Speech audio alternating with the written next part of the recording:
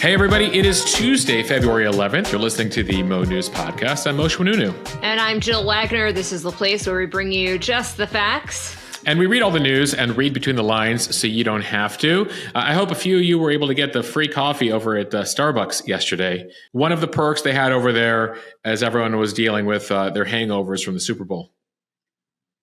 Jill, did you go get your free black coffee over at Starbucks? I did not, but I also didn't have a Super Bowl hangover. Woke up refreshed. I should note today officially is Safer Internet Day. They actually have an announcement over at Meta. They're partnering on an education curriculum to teach middle schoolers and the younger end of users of social media about how to spot sextortion and various scams on the internet. But frankly, given the state of the internet today, I think it's important for people of all ages be looking at ways to make the internet safer for them and their families. That includes, by the way, folks, changing your passwords, frequently doing two-factor authentication, ensuring you have some of those new tools to manage the social media use of your kids.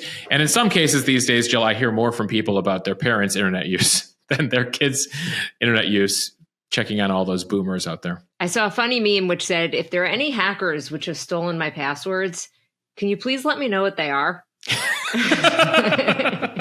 Well, it always comes out every year. I feel like some of the I feel like some of the data security folks put out like the 10 most popular passwords, and like, guys, the number of you that use password 1 or password as your password, like, stop now. Today on Safer Internet Day. All right, let's get to some headlines here. The battles between the courts and the Trump administration are intensifying over plans to close down government agencies, fire federal workers, and various other agenda items as the White House now sets its sights on the National Institutes of Health, why some medical experts are concerned. Jill, dozens of lawsuits we're tracking here as I record in our newsroom over at Industrious office space in New York City. We actually needed to write down on a board today all the various court rulings that are taking place as to not confuse all the various lawsuits. Meanwhile, the price of eggs keeps going up, and several major grocery chains have announced limits on how many you can buy.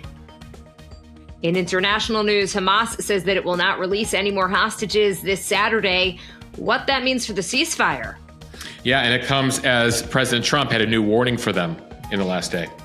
A new battle over the future of ChatGPT as a group led by Elon Musk put out a $100 billion bid to buy its parent company, OpenAI. For those of you following this is sort of the nerd version of the Kendrick Lamar-Drake battle. Elon Musk versus Sam Altman is the Kendrick-Drake battle in the AI space. You got it, Jill? Moshe, all we'll need is for one of them to perform at next year's Super Bowl. They don't need a Super Bowl. Elon Musk has Twitter. He's putting out a diss track equivalent over X every couple of minutes. Several major weather systems set to bring snow, ice, and potential flooding to a large part of the country. And a penny for your thoughts, why President Trump says he is done with the penny. Over it, Moshe. Over it, and the number of Canadians who reached out to us in the past day who were like, we got rid of our penny 10 years ago. We haven't looked back since. And Moshe has on this day in history. Your clue today, Jill, you'll get this. Every now and then I get a little bit lonely, and you're never coming round. I read it in prose form like a poem, but you can sing it to yourself. It's actually the one song my husband thinks is like in my key. When I sing it, he's like, this is your song. Okay. Well, then you definitely know it. For those of you who don't, stay tuned for On This Day in History. And maybe I'll belt it out. We'll see. Maybe. Is that an incentive for some of you to stick around? or an incentive to turn this off as soon as we get to On This Day in History. All right, we're going to begin with the escalating face-off between the Trump administration and the courts. In the last 24 hours, at least 4 judges have ruled against various administration moves regarding government cuts, immigration, and the Trump plan to end birthright citizenship. So let's start in Rhode Island. A judge ruled on Monday that the White House was not fully complying with an earlier ruling to restore funding that Trump had tried to freeze. U.S. District Judge John McConnell initially issued a restraining order on January 31st First, it blocked a directive from the Office of Management and Budget instructing federal agencies to pause their funding while the administration assessed government funds. Even with the judge's ruling, states argued in a court ruling that they were still being denied access to billions of dollars of Congress-approved funds. The administration argued it was making a good faith effort to follow the judge's order, but it was also withholding money as part of other executive orders put in place in Trump's first weeks in office. Judge McConnell, who was appointed to the bench by President Obama, not buying that argument. He said the administration had violated his restraining order. Meanwhile, also on Monday, another federal judge in Boston extended his block on a deadline for federal employees to accept a Trump administration buyout. We told you about that last week. So this is the offer the Trump administration made to 2 million employees, promising to pay them through September if they resign. This is all an attempt to shrink the federal workforce and cut spending. The unions sued, saying that the offer broke several laws, and Judge George O'Toole paused the buyout offer on Thursday. O'Toole is a Bill Clinton appointee, so he issued this update on Monday, basically saying that this temporary restraining order is until further notice. These are just the latest examples of pushback from the courts. Trump has been in office for about 3 weeks. He has issued dozens of executive orders undoing many landmark Democratic policies. And in response, there are at least 45 lawsuits that have been filed to challenge them. In the last 24 hours, at least 5 judges have ruled against various administration moves regarding government cuts, immigration, and the Trump plan to end birthright citizenship. Moshe, we literally have recorded that 3 times because as we're recording this, more judges are issuing these rulings. Yeah, Jill, it's remarkable what's going on here. And it's something to keep a close eye on because, as we've told you in Congress, the House is Republican majority, the Senate is Republican majority. They're very amenable to the Trump agenda. And as we know, there's, 3 major parts of our government, the executive branch, the legislative branch, and the judicial branch right here appears to be acting as the main check on a number of the moves of the executive branch. So some of those suits have been successful, albeit temporarily. Effectively, what they're saying is, hey, can we pause on some of this stuff? We have to check out the legality of all of this. What have they blocked so far? Multiple courts and judges have blocked Trump's executive order ending birthright citizenship, changing the rules in regards to the interpretation of the 14th Amendment as to whether you're an American citizen if you're born here, depending on your parents' immigration status. That's where Trump wants to change. Multiple judges so far have said, no, that doesn't work that way, at least not with an executive order. Then you had a judge block Trump's plan to force trans women back to men's prisons based on being biological men. And so that continues to get adjudicated here. Then you've had a judge block Trump's plan to effectively freeze all federal grants and funding. That's what you just mentioned. Now a judge saying, hey, you're not abiding by my order on that. Then you have Trump's plan on what they call the deferred resignation plan. That's his effectively his buyout plan, a sort of buyout plan to more than 2 million federal workers. The deadline was last Thursday. A judge has now said, hey, we need more time to look into this, whether, again, this is legal. Then you had a judge over the weekend, as we've told you, block Elon Musk and Doge's access to a super exclusive Treasury Department payment system that trillions of dollars go out on, a judge blocking that. Then you have Trump's plan. I mean, I could keep going on here. The USAID dismantling and letting go of thousands of workers. We told you that's on hold. Also, overnight, a judge hit pause on Trump's plan to deport illegal immigrants to Gitmo, putting on pause, at least in the case of 3 Venezuelan men here. He is looking for more legal details on what the legal process is going to be over in Guantanamo. Trump is looking to send 30,000 people to Guantanamo, people here illegally. He says the worst of the worst criminal illegals here in the country. A judge saying, I need to know details on this. Guantanamo Bay is a place where we've also held detainees for the better part of 2 decades without trial. So how are you going to take these folks through trial? There is a system of deportation. It has to go through a judge. So what's going to happen there? Basically, you're moving too quick is the theme of all of this. We need more clarity here on the laws and whether any laws are being broken. How are we holding you to the law? And again, most of these are temporary pauses, not overturning of it, but still sort of crimping Trump's style here, especially as he tries to move as quickly as possible on a number of fronts. Democrats had been preparing some of these lawsuits before the election, using Project 2025 as a blueprint. Project 2025 was a conservative plan, 900 pages. Trump said, I know nothing about this, but in a number of cases, he is following through on a few of the agenda items. So Democrats had been prepared for a few of these things, but not all of them. So some of these literally are coming up on the fly here. The question is, as these go through the court system, they go from federal district judge to appellate court judges to the Supreme Court. How many of them will make it to the Supreme Court? What is the bet Trump is making here? Ultimately, yes, a few of these judges, as you mentioned, were Democratic appointees, more liberal-leaning judges, but you're also having conservative judges here hit pause. You had a Reagan appointee. Also, the judge in the case on the USAID case who hit pause, he's a Trump appointee from the first term. All of them saying, again, we need time to figure this out. You guys are moving too quickly. In some cases, the other side accusing them of moving arbitrarily.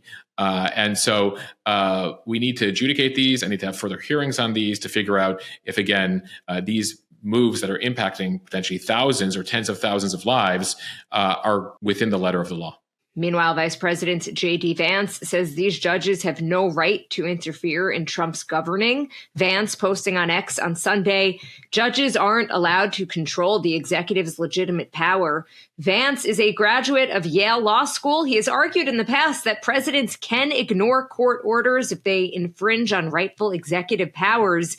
Elon Musk also chiming in, saying that one of the judges who weighed in on the administration's moves should be impeached. Yeah, we should mention impeachment of judges rarely happen in American history. We're literally talking over just about a dozen cases for egregious criminality. And they follow the same process based on the Constitution. To impeach a federal judge, you need to go through the U.S. House majority vote, then has to go to the Senate for a trial, similar to impeaching a president. And then in order to be kicked off the bench, you need a 2/3 majority in the U.S. Senate. So 66 votes there, which means a whole number of Democrats would need to vote with Republicans in order to impeach a judge. So unlikely there. We should mention J.D. Vance in an interview last year on ABC was asked about this.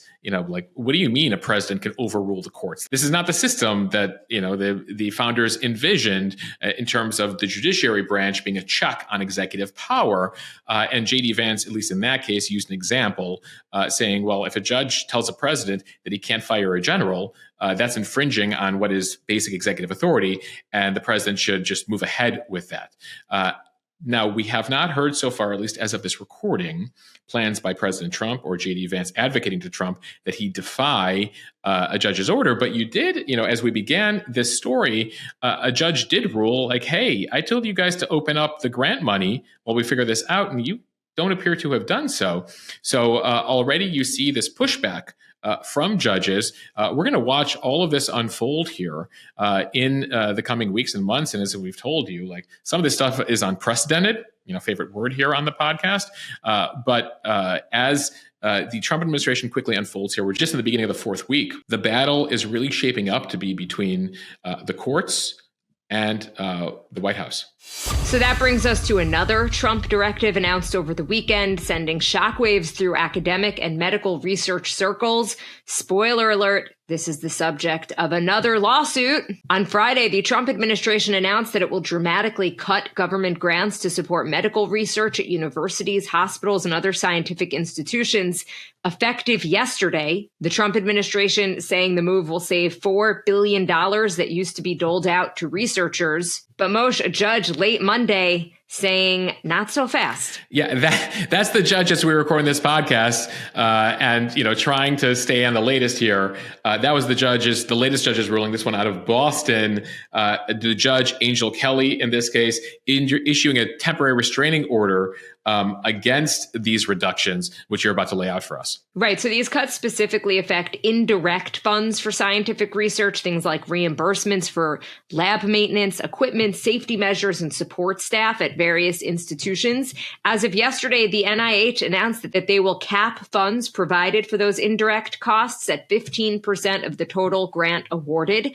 NIH saying it arrived at that 15% cap by looking at indirect cost rates at different private foundations funding scientific research, while reimbursements for public institutions institutions have averaged just under double that. Jill, before we continue here, just for people's understanding of how this works, tens of billions of dollars is given out by the federal government, by NIH, to universities across the country to do important research on everything from cancer to Alzheimer's, a whole variety of diseases and biomedical research that's happening out there. And for instance, your university might receive $1 million in direct research help. Then there's these indirect costs for things like microscopes, for things like the janitors, for the power that goes into the lab, for research assistants that the universities provide. And so that comes on top of that. The issue the government has laid out here, at least the Trump administration, is they feel the indirect costs have gotten completely out of control. And ultimately, they want to cap it at 15%, which means in my example, if they gave out a $1 million grant to a university, you only have $150,000 on top of that in reimbursable costs. And there are some universities where the percentage typically, historically, has been much higher than that. So what will this look like at different universities? The University of Texas Southwestern Medical College could lose up to $160 million in funding. The University of Florida, $185 million. The University of Alabama at Birmingham, $105 million. The University of Kentucky, $137 million. The reductions will hit elite institutions even harder. According to the NIH, Harvard, Yale, and Johns Hopkins each charge 60 to 70% of its NIH grants for indirect costs. Yeah, you're talking about hundreds of millions of dollars to these institutions. And the administration made a point of, in their example, they put out a tweet saying Harvard, Yale, and Hopkins, looking at these institutions, that bill a lot in terms of indirect costs. And again, these universities would argue that this goes to researcher salaries, lab products, tangible things towards research that they can't put as part of the direct research. And this has a long history here. You go back to the 1950s, NIH would tack on an 8% additional cost to grants. And literally it covers things like security for the building, toilet paper, phone services, but also a lot of research and extra products and technology that go into potential development here. Now that percentage over time was increased to 20%. The average in recent years has been about 27%, but then those costs have ballooned in recent years, upwards of 69% in indirect costs in addition to the grants to a place like Harvard. Now, these universities say this is state-of-the-art equipment, specialized research, but the government says, no, we shouldn't have to fund all of that. And these private foundations, like the Gates Foundations, or like the Gates Foundation, or the Chan Zuckerberg Initiative, they only bill for indirect costs at a much lower number, anywhere from 10 to 15%. And the government wants to follow that too. Now, the universities would argue the reason why these private foundations reimburse us for a lower percentage than the government is because the government is reimbursing us for more. And so they take that into account. But the concern among researchers is this is going to have a major impact. I've been hearing from folks across the country involved in research who are bracing for major layoffs and saying that, sure, is there potential waste here?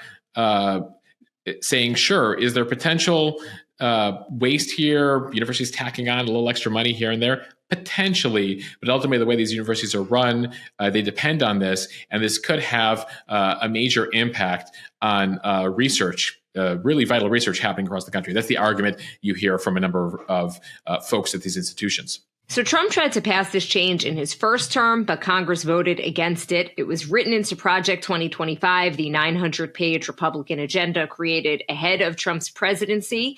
Project 2025 claims that institutions are using them to pay for DEI efforts and subsidizing leftist agendas. The NIH posted on X that $9 billion of the $35 billion that it granted for research in its fiscal 2023 was used for administrative overhead. That's about 25%.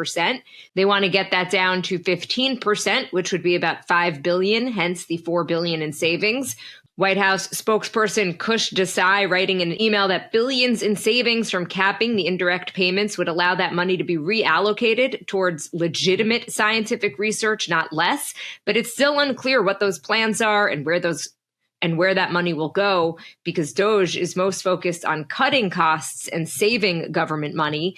The number one category of study that NIH funds is cancer research. After that, it is infectious disease research, both of which have made huge gains in the past decades and saved millions of lives. So again, here you have various groups. You have a former Harvard Medical School dean writing that no, quote, sane government would do this. Another former leader of the NIH said this would have the most dramatic alteration on research in the U.S. that one has seen in decades, adding that no one says research costs are perfect, but indirect costs here are crucial, and you have to have and you have to be more flexible as opposed to going with this hard 15% number. Because, for example, you might have much higher costs and a percentage at a place like Columbia University in New York, given it's in New York City, versus, say, a more rural university. That said, speaking of institutions outside New York City, you are hearing from major research facilities in Alabama, among other places, who are very concerned about the cuts. Alabama's Republican Senator Katie Britt, a close ally of Trump, says that she's going to work with the administration to make sure life-saving research continues in Alabama. A number of facilities there could receive, again, tens of millions, if not more, in cuts due to this new indirect rule. And so this will be interesting to see, especially given that we've heard this in a bipartisan way, that this was proposed at times by Obama. Never implemented, never gone this far. But Democrats and Republicans alike have said we need a new way of doing this to make sure that research is done in a more effective way. But like you're seeing with a number of these examples, is this the most effective way to do it? Has this been researched enough? This sort of overnight change, is this the right way to do it? And as you noted at the top, a judge has hit pause on it as of Monday afternoon. Okay, time for the speed read from CNN. Costco and Trader Joe's are limiting the number of eggs customers can buy because of a shortage caused by the avian flu. Trader Joe's says that these supply issues are leading them to limit egg purchases to 1 dozen per customer per day. Trader Joe's has about 600 U.S. locations. Other grocery stores have also instituted similar limits.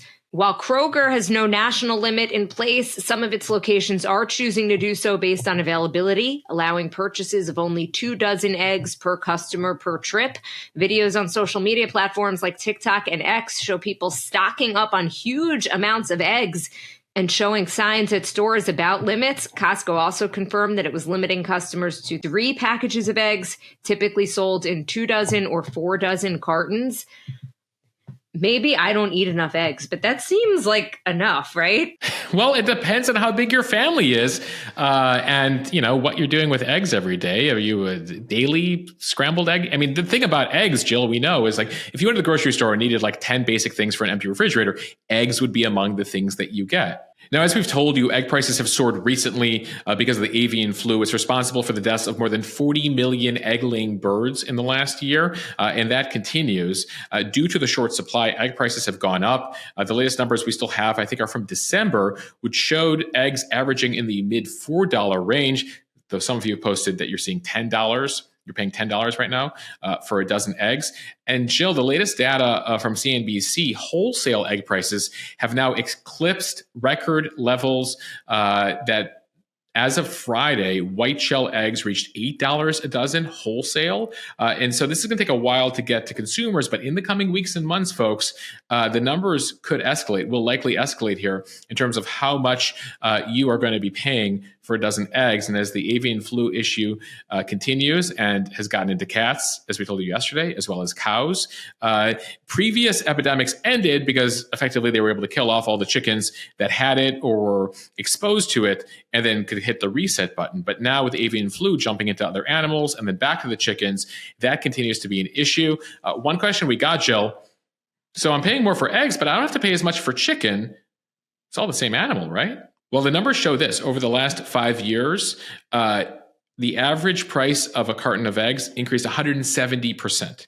In that time, a whole chicken price has increased 42%. A boneless chicken breast price increased about 32%. So major difference there. It turns out right now that so far the bird flu is impacting the egg-laying chickens much more than the chickens raised for chicken meat. They call them broilers. So different types of chickens impacted in different ways here by the avian flu. It appears they're really impacting the egg-laying chickens. I'm learning more as we speak here. And I speak as somebody, my father for a while raised chickens in our backyard outside Chicago for a brief period of time. We were in the suburbs, so it was a little more challenging. We didn't grow up on a farm. But I never knew the difference. I didn't know that they called the chicken meat chickens broilers versus the egg-laying chickens. I feel like your dad was really ahead of his time. Honestly, he should have at this point, given the egg prices, we should have probably stuck with raising chickens. But Jill, it's like unless you're like on a farm and you have the right facilities, we found it came with its various difficulties, including neighbors in the suburbs. Who's that family who's raising the family chickens? With the rooster? Like, why does my neighbor have a chicken like waking me up at 4 a.m? Maybe it's only a Brooklyn thing at this point. No, I mean, listen, I feel like I've done that story several times at CBS. There, more and more people are raising chickens out there. And I think, honestly, the market, if I was still at evening news, if I watched CBS Evening News tonight, probably, I bet you they're doing the story on more and more people like going to chickens, raising their own chickens with these prices, going up and up. Bok, bok. No, I'm kidding. Jill, you're in the burbs. I'm in the city. I can't raise chickens, but, maybe can we go in on one? Do you want to raise some in your backyard? Sure. I mean, Jill, I know nothing where's my about egg it, though. Like, I don't hard. even know. Get the chicken feed, keep them warm. I have 2 young kids. I feel like I'm struggling already. But okay, sure. Moshe, I have 2 kids. I don't need to raise chicken. I'm raising 2 kids and a husband. I don't need chickens too. Okay, from CNN, an update from the Middle East. Hamas says that it will not be releasing any more of the hostages held in Gaza until further notice, accusing Israel of breaking the terms of the ceasefire deal. A spokesperson for Hamas's military wing accused Israel of delaying Palestinians' ability to return to northern Gaza, targeting civilians and preventing relief supplies from coming into the area. The terror group says it will be postponing the scheduled release of 3 more hostages set for Saturday. That was part of the original agreement. Israel, though, turned around and accused Hamas of violating the ceasefire by refusing to release the hostages. Military leaders have been put on standby for any possible orders in response to the latest development. Hamas issued a statement saying that there was still an opportunity for the release to go on as planned as long as Israel complies with the agreement. Now, this isn't the first time there have been complaints about violations of the ceasefire. Those were worked out without delays in hostage and prisoner releases so far. Interesting timing here by Hamas. It comes less than 24 hours after Trump said, and this was on Air Force One as he was headed to the Super Bowl, that the images of the 3 Israeli hostages who were released over the weekend reminded him of the Holocaust and the Jews and how they were held under Nazi Germany, and that his patience was wearing thin with Hamas. Fast forward a day later, Hamas makes this announcement. Now, the latest from Donald Trump, as we record the podcast here. Trump says, if all the Gaza hostages are not returned by Saturday at 12 p.m., I say cancel the ceasefire and let all hell break loose. You've got to wonder what is really going on. Is Hamas realizing the condition of the hostages going forward is going to provoke more of a reaction from President Trump? I don't know. Well, interestingly, you hear Trump calling their bluff, saying, I support Israel in whatever they need to do if you don't return the hostages immediately. And it comes as he's continuing to double down, triple down, quadruple down on saying the U.S. is going to take ownership of Gaza. Certainly that potentially could be a factor here for Hamas is playing it. But Hamas doesn't really negotiate right now from a position of strength. The Iranians have sort of checked out. Hezbollah has their own ceasefire. And so right now it appears the strength is on the Israeli side. So it's very interesting here that Hamas is doing this, basically saying, we're going to freeze this whole thing, despite the fact that, the 2 of them have been accusing each other of breaking this dozens of times, but they continue to follow through with this. So this sort of announcement by the Hamas spokesman, his name's Abu Obaida, that they're not following through with this. Who knows? Again, to your point, is it the condition of the hostages? Are they trying to punch back at Trump here? Do they know something about the support that they have or potential support that they have? Are they trying to rally the Arab world and potential allies around them? Jill, this is something they're going to have to closely watch here in the coming days. From the Wall Street Journal, a high-stakes battle over the future of AI is playing out. A group of investors led by Elon Musk is offering $98 billion to buy the nonprofit that controls OpenAI, upping the stakes in his battle with Sam Altman over the company behind ChatGPT. The offer adds a major complication to Altman's carefully laid plans for OpenAI's future.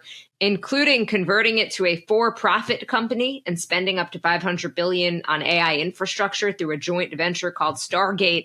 He and Musk are already fighting in court over the direction of OpenAI. Musk saying it's time for OpenAI to return to the open source, safety-focused force for good it once was. We will make sure that happens.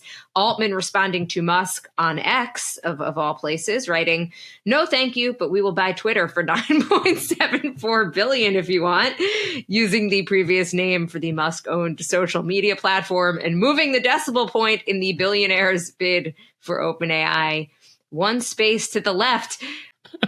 He's like, you're going to offer me $97.4 billion. I'm offering you $9.74 billion.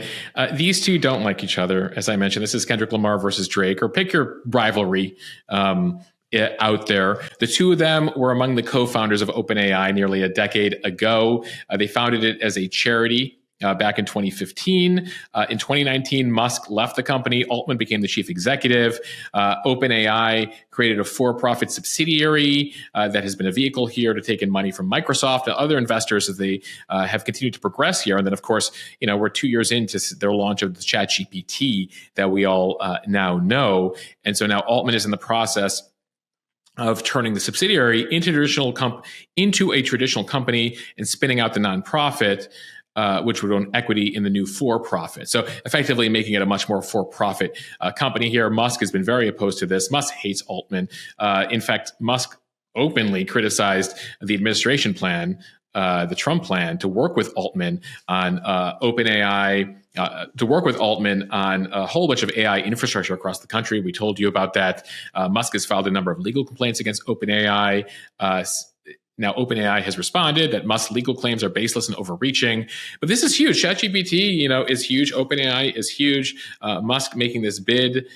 This is sort of the latest attempt by Musk to mess with OpenAI as they try to convert to a for-profit, biding time. I just don't know how does Elon Musk have time in the day for all this stuff? He's running Twitter, and I know he calls it X now.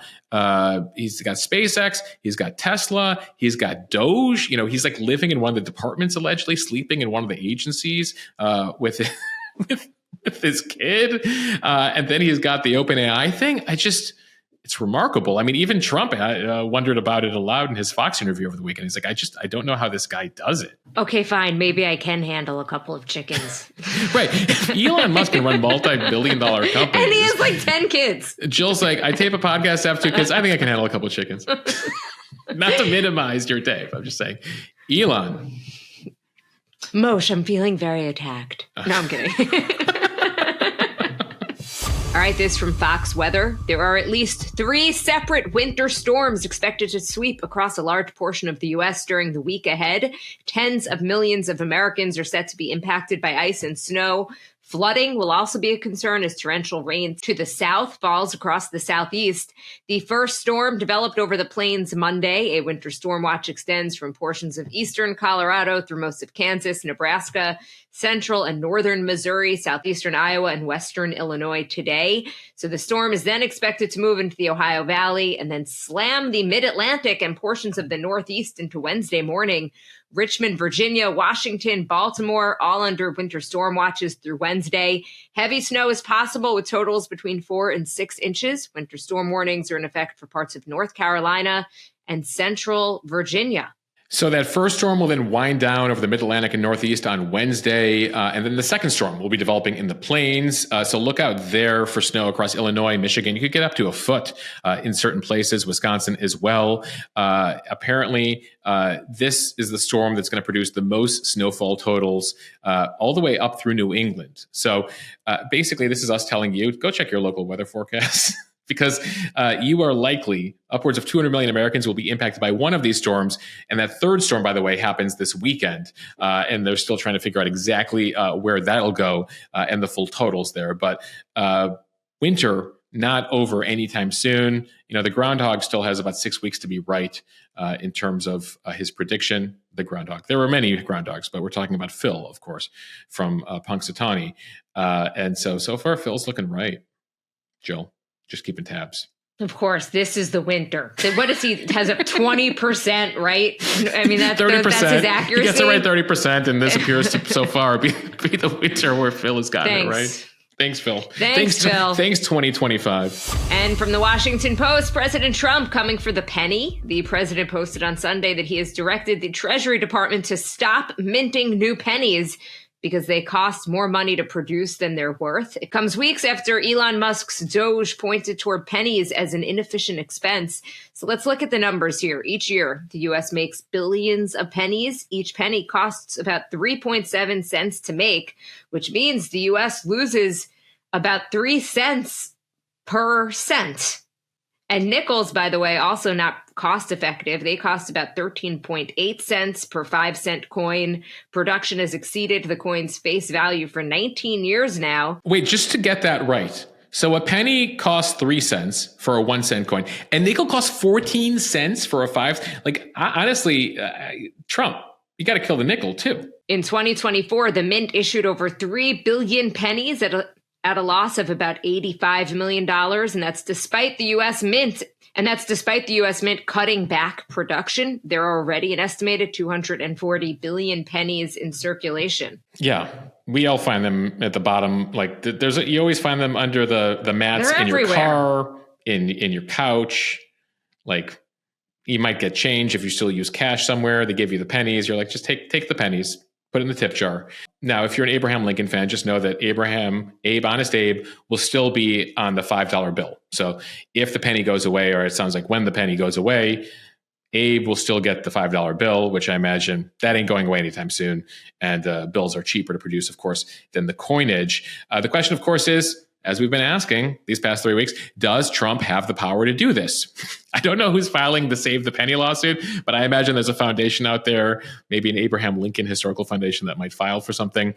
Congress does give the U.S. Mint authorization to produce coins. So despite Trump's directive, the penny may live on. We'll see. Legislators have tried in the past to change or get rid of the penny. Capitol Hill, they've been talking about this for years because, again, like, why are we producing a penny that costs 3 cents to produce a 1-cent coin? Over a decade ago, President Obama, so this is the Democratic side, said anytime we're spending more money on something that people don't actually use, there's an example of something we should probably change. And the U.S. would not be alone here if we actually follow through. The Canadians, you Canadians out there, you've told me that you got rid of your penny in 2012 and you haven't looked back. Australia, Brazil, Chile, China, New Zealand, the UK have all discontinued their production of low denomination coins. They've all taken various approaches when it comes to rounding up or not rounding up, when it comes to cost, because of course you get rid of the 1-cent coin and that changes things in terms of what other things, how things are priced. There are concerns that whether this would fuel inflation, but a recent study found that there's no evidence that the penny elimination, at least in Canada, triggered any inflation. So rest assured, sounds like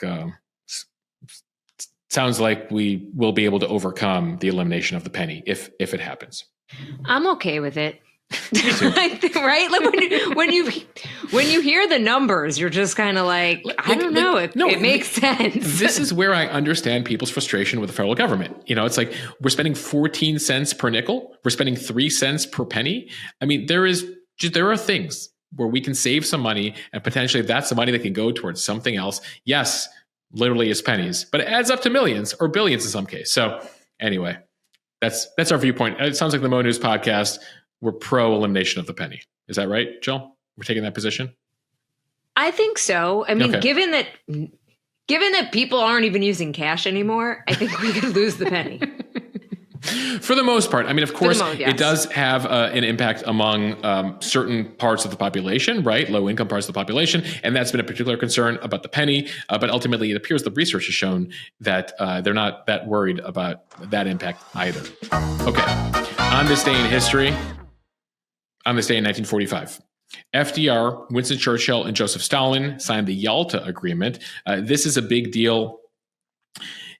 Just months before they would defeat Hitler and Japan in World War II, Stalin agrees to declare war on Japan here following the end of Nazi Germany, and it appeared already at this point to be the beginning of the end here for the Nazis.